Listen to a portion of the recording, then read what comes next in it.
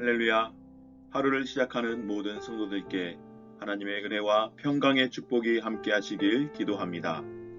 오늘 하루 우리의 삶을 인도하실 하나님의 은혜를 기대하며 주시는 말씀 앞에 하나님을 향한 소망의 복음을 붙드시는 성도님들 되시기 바랍니다. 5월 25일 말씀으로 여는 아침 시작하겠습니다. 오늘 우리에게 주신 하나님의 말씀 출애굽기 21장 28절에서 36절 말씀입니다.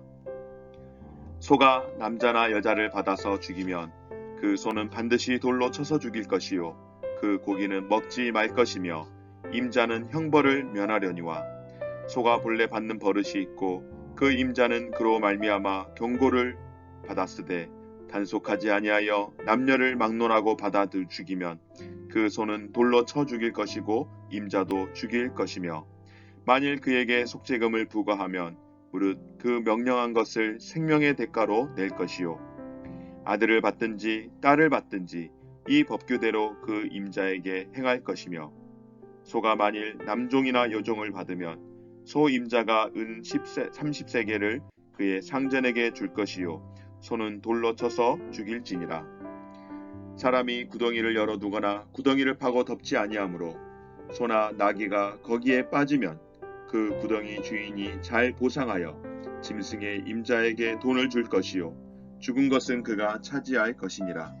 이 사람의 소가 저 사람의 소를 받아 죽이면 살아있는 소를 팔아 그 값을 반으로 나누고 또한 죽은 것도 반으로 나누려니와 그 소가 본래 받는 버릇이 있는 줄 알고도 그 임자가 단속하지 아니하였으면 그는 소를 소로 갚을 것이요 죽은 것은 그가 차지할지니라. 아멘. 오늘 말씀은 일상사에서 발생하는 문제들에 대한 해결 방식을 가르치는 말씀으로 율법의 정신이 무엇인지를 가르쳐주며 생명의 고귀함과 온전한 공의에 대해서 가르치는 말씀입니다.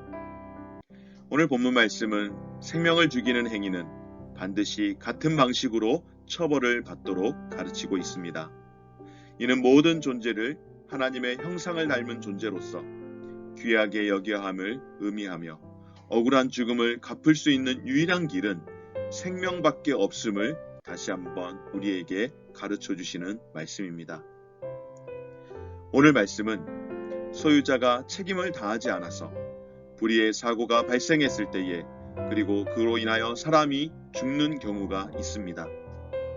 소가 남자나 여자를 받아서 죽이면 그 소는 반드시 돌로 쳐서 죽일 것이요 그 고기는 먹지 말 것이며 임자는 형벌을 면하려니와 소가 본래 받는 버릇이 있고 그 임자는 그로 말미암아 경고를 받았으되 단속하지 아니하여 남녀를 막론하고 받아 죽이면 그 소는 돌로 쳐 죽일 것이고 임자도 죽일 것이며 하나님께서 이런 경우에 어떻게 하도록 말씀하십니까? 동물과 관련된 동행동형법의 원칙을 다루도록 말씀을 하고 있습니다. 며칠 전에 뉴스에서 이런 기사가 나왔습니다. 요즘 우리나라 애견 인구가 참 많이 있죠.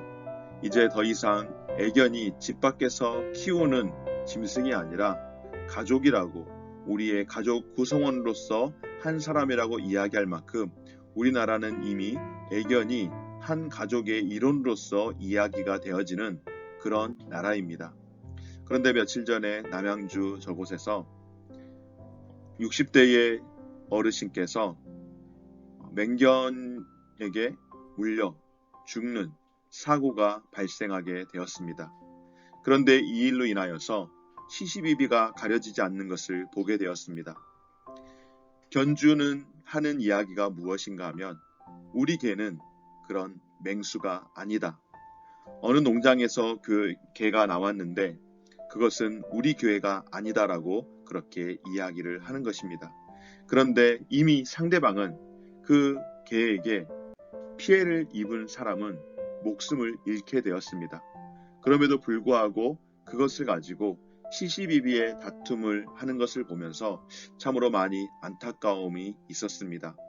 우리가 개를 많이 키우고 정말로 가족 구성원으로 하지만은 특별히 국가적으로도 맹견 같은 경우에는 반드시 마스크를 씌우도록 하는데 아직도 개를 키우는 것을 좋아하지만은 그런 안전에 대해서 또 내가 타인에 대해서 피해를 주지 않기 위해 지켜야 할 그런 기본적인 법규들은 우리가 많이 간과하는 것을 보게 되어집니다. 오늘 말씀 가운데에 소가 사람을 받아서 죽였는데 우발적으로 일어난 일이라면 소 주인이 고의로 살인한 것이 아니기 때문에 사형은 면제받았습니다. 반면 소가 원래 받는 버릇이 있어서 충분히 예방할 수 있었음에도 불구하고 미리 조치를 취하지 않아서 사람이 죽은 경우에는 경우가 다릅니다. 소를 돌로 쳐 죽이는 것은 당연하거니와 소의 죽임도 책임을 면할 수 없고 죽음으로써 그 책임을 지도록 했던 것입니다. 그러나 그런 상황이 왔을 때에 모든 것을 일률적으로 일반화하고 적용하지는 않았습니다. 무엇인가 하면 소를 관리하지 못한 책임이 주인에게 있기에 주인이 책임을 지는 것으로 죽음을 대신하게 했으나 또 다른 책임의 방법은 무엇인가? 죽임을 당한 가족이 그 임자가 죽지 않고 대신 속죄금을 내게 하면은 그 속죄금을 내게 한 명령한 것에 대해서 생명의 대가로 치를 수 있도록 한 것입니다. 만일 그에게 속죄금을 부과하면 무릇 그 명령한 것을 생명의 대가로 낼 것이요. 그런데 소가 남종이나 여종을 받아 죽인 경우에는 처벌의 수준이 조정이 되었습니다. 종을 받아서 죽게 되면 소 임자가 은 30세겔을 그의 상전에게 주게 한 것입니다. 이것은 당시의 종의 몸값이 은 30세겔이었기에 그렇게 했던 것입니다. 그러나 생명의 소중함으로 인하여서 역시 사람을 죽인 그것이 남종이나 여종일지라도 소는 돌로 쳐 죽이게 하고 그리고 그 죽은 생명의 값을 치르도록 했던 것입니다. 어제 보았던 26절, 27절 말씀 가운데에 그 근거를 두고 있습니다. 같은 근거이죠. 사람이 그 남종의 한 눈이나 여종의 한 눈을 쳐서 상하게 하면 그 눈에 대한 보상으로 그를 놓아줄 것이며 그 남종이나 여종의 이를 쳐서 빠뜨리면 그에 대한 보상으로 그를 놓아줄지라 라고 말씀하셨던 것은 종에 대한 재산 소유권을 인정은 하지만 하나님 나라에서는 종에 대한 주인의 소유권이 종의 생명권이나 건강권보다는 결코 앞서지 않는다는 것을 알려주신 것처럼 종이 죽게 되었을 경우에 종의 몸값으로 은 30세겔로 보상을 하게 하지만 종이라도 생명을 잃게 되었을 때는 그 원인을 제공한 소는 반드시 죽임으로써 생명의 소중함을 알려주시고자 함이었습니다. 이렇듯 율법에서는 동형법이 남용되지 않고 경우에 따라 합당하게 적용되도록 하셨던 것입니다. 사랑하는 여러분, 율법은 공정하고도 공평한 해결책을 제시합니다. 오늘 33절에서 36절 말씀에는 사람의 생명이 연루되지 않고 가축 자체의 문제가 발생한 경우를 다루고 있습니다. 소나 나귀의 경우를 말하지만 이는 일종의 판례처럼 다른 가축의 경우도 똑같이 적용이 되었을 것입니다. 구덩이에 소나 나귀가 빠져 죽은 경우에 구덩이의 임자는 가축 임자에게 적절한 값을 치르고 죽은 가축은 자신이 갖게 되었습니다. 그러니까 그 산 짐승의 값을 치르고 죽은 가축은 원인 제공한 사람이 갖는 겁니다. 공평하게 행하는 거죠. 소가 소를 받은 경우에는 산 것을 팔아서 값을 반으로 나누고 죽은 것 또한 반으로 나눕니다. 하지만 소에게 본래 받는 버릇이 있었을 때에는 이를 단속하지 않은 소 임자가 동형법 원칙에 따라서 죽은 소를 대신 산 것을 주고 죽은 소를 대신해서 자신의 산 소를 주고 자신은 상대의 죽은 소를 가짐으로써 손해를 감수하도록 했던 것입니다.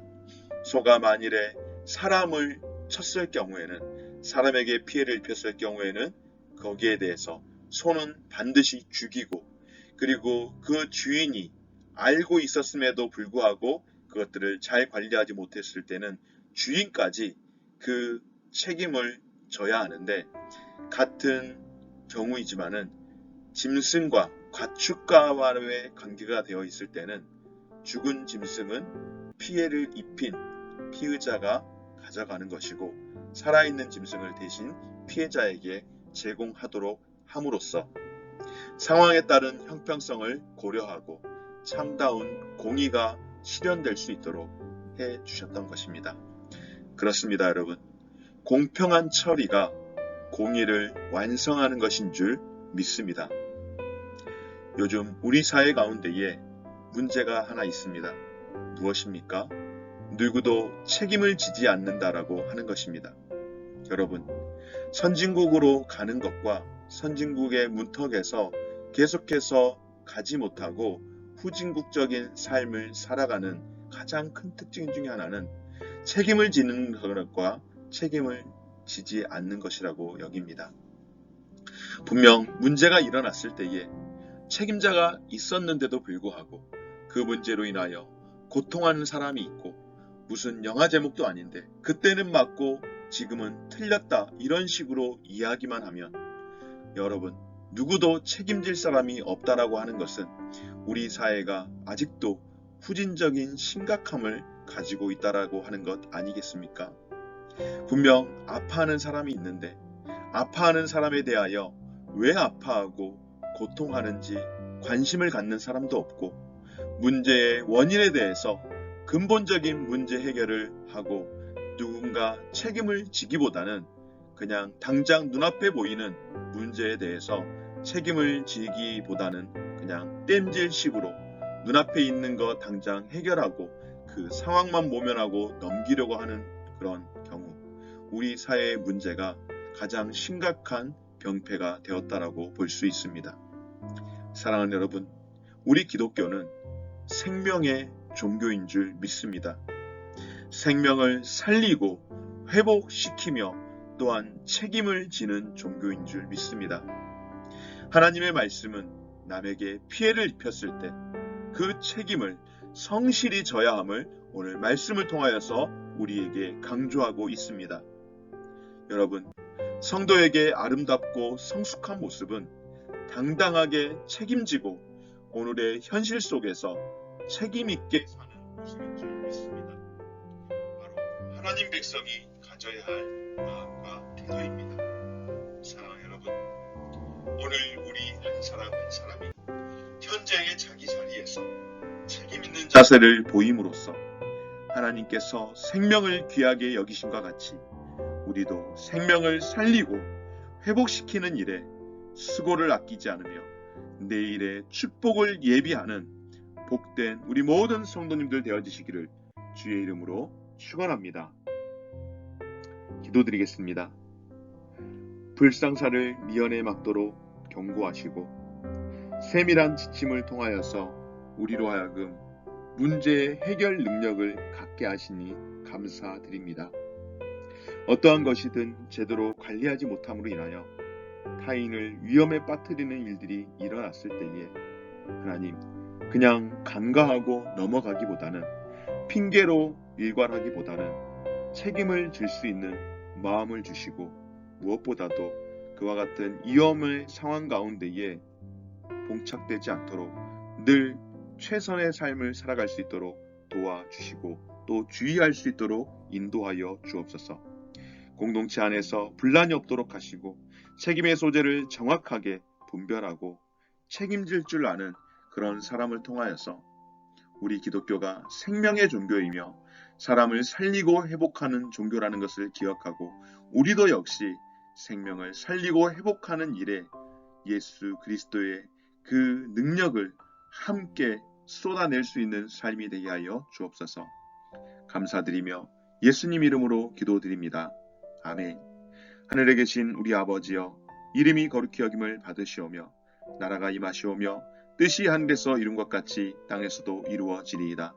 오늘날 우리에게 일용할 양식을 주옵시고 우리가 우리에게 죄 지은 자를 사하여 준 것 같이 우리 죄를 사하여 주옵시고 우리를 시험에 들게 하지 마시옵고 다만 악에서 구하옵소서.